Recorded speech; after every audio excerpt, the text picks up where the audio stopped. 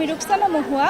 আমার একক কাব্যগ্রন্থ ফিরে আসা পরম সুন্দর তার থেকে একটি কবিতা আবৃত্তি করছি। আমার কবিতার শিরোনাম শেষ বিরাম চিহ্ন। বিচ্ছেদগুলো রঙহীন বিবর্ণ হয়, ধূসর গোদলির মতো ম্রিয়মান, অভিযুক্ত বেকালাপ উৎকণ্ঠে সময়। পাখিরা ছিটকে পড়ে মৌন শ্রান্তি ভেঙে, পথচারী উৎসুক চোখে আড্ডার রসদ, খোপার ফুল অনাদরে পিষে দেয় চলার পথ। চোখের নদীতে সমুদ্র ঢেউ, হারিয়ে যায় নিজের কেউ। উত্তপ্ত বাতাস ভারী নিঃশ্বাসে, এমন বিচ্ছেদ না আসুক অগাধ বিশ্বাসে। মুখোমুখি বসে নীরব ভাষা, চেয়ে থাকা, শুধুই চেয়ে থাকা।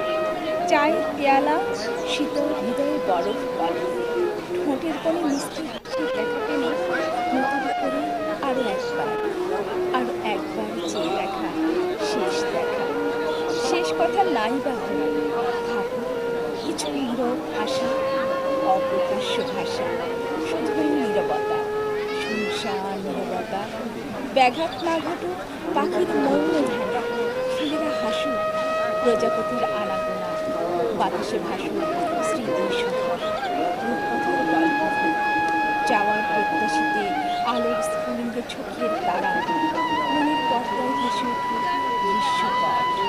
এমন অনেক ভাবনা অপূর্ণ থাক, শুধুই বসতে সুযোগ।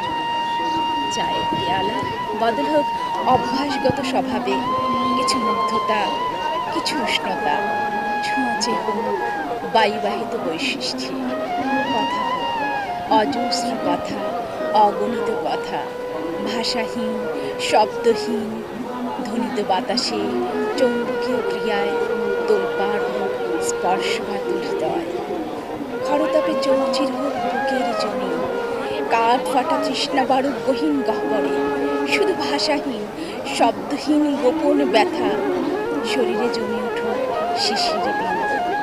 তীব্র দাহের অজুহাতে দেখা হোক শেষ প্যান, স্ট্র চমকে শুষে নেওয়া গ্লাসের তলানিতে জুসের মতো, কিংবা আখের ছিবড়ার মতো দাঁতের চাপে নিংড়ে নেওয়া রসদ।